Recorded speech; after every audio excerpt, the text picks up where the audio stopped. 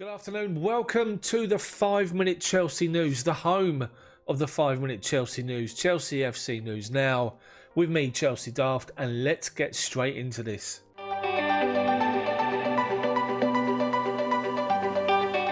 So guys, straight to an update from the Football Supporters Association, the Premier League, EFL and the FA with a message to supporters. As you can see, the hashtags are "We are one team, stay home, save lives." And an important statement has been released, talking about what's been going on in the community, what the clubs are doing, and re-emphasising the situation. Just some highlights from this particular statement say this: COVID-19 is presenting a hugely challenging and uncertain time for everyone, and our thoughts with those directly affected by the pandemic. The government's message is clear: stay at home, protect the NHS, save lives. We're all committed to getting back to playing the game we love, but only when it's safe to do so. Amid the current uncertainty, supporters will understandably have a number of questions relating to the season and the clubs they follow, and there are no quick answers to how and when we will return to what used to be our football normality. The Football Association, Premier League, EFL and the FA want to reiterate that clubs and their supporters have a vital role to play in supporting the government's guidance and ensuring community strength and solidarity.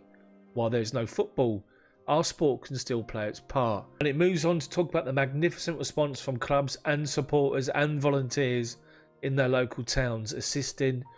Also keen to stay in touch with supporters, urging the fans across the country to follow the ongoing government advice and provide us all with the best opportunity to keep fans and communities safe. And it's also important to note that they've said here that any official communication will come from the government and football authorities themselves. Please follow our official channels for this information.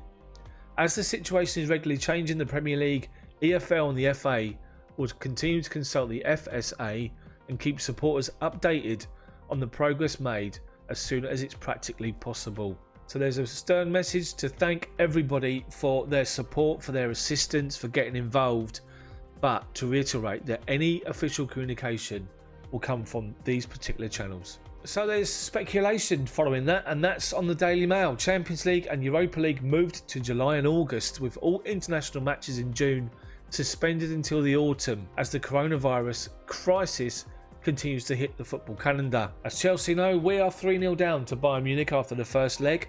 A miracle could happen in the second leg. If it does, we could be looking at playing the next round in July. So to the Sun, and Olivier Giroud has responded to criticism from Karim Benzema, who's reiterated that criticism recently. Benzema said this: "You don't confuse Formula 1 and karting, and I'm being nice," when he was referring to his comparison to Giroud. Giroud responded by saying this: "People say you cannot compare a Formula 1 car with a go-kart, and the only thing I can say on that is that I'm a world champion, so it isn't bad for a go-kart." Brilliant. Some more now on Gabriel Magalhães, the Lille centre-half, the Brazilian centre-half. Blues secured £31 million transfer agreement despite Everton medical claims. And this is gaining momentum, with another article stating this: Chelsea have agreed a fee to sign the 22-year-old from Lille. And Duncan Castles, a reputable football correspondent, has said Chelsea is one of 4 clubs to have agreed a deal to sign Magalhães, and it looks as though Everton are one of those sides. There's an update this afternoon from Maurizio Sarri, who is monitoring Williams' contract situation at Chelsea and is more than willing to jump at the chance to try and sign him if he becomes available on a free transfer. We all know Tottenham want him, we all know Arsenal are looking at him, but now it looks as though Juve and possibly Inter Milan could be in for Willian. Just sign the 2-year deal. Just offer him 2, get him to sign 2, it's done.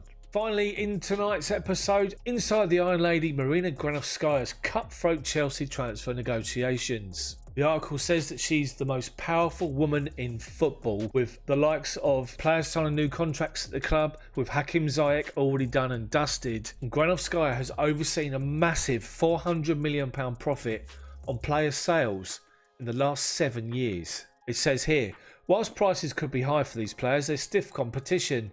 Chelsea know they have a strong-willed and fierce negotiator in their corner in the form of Granovskaia. The Athletic quote that she's developed a reputation within the game as one of the most capable transfer deal makers being firm but fair. She's consistently working, and sometimes agents or other clubs get a reply from her around midnight because she hasn't had time to get back to them during the course of a day. Her negotiating tactics are described by rival club bosses as very straightforward, very businesslike, very professional, adding they can't say that about anybody else in the business. It goes on to say that there's no room for sentiment in the world of business, especially in football, which some players have found out to their detriment in dealing with Marina Granovskaia.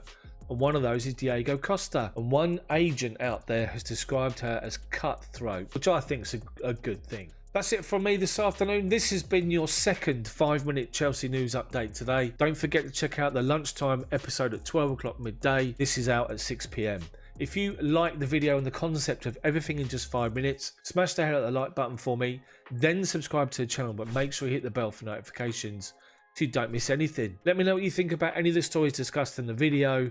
Like, subscribe. I'll see you all tomorrow.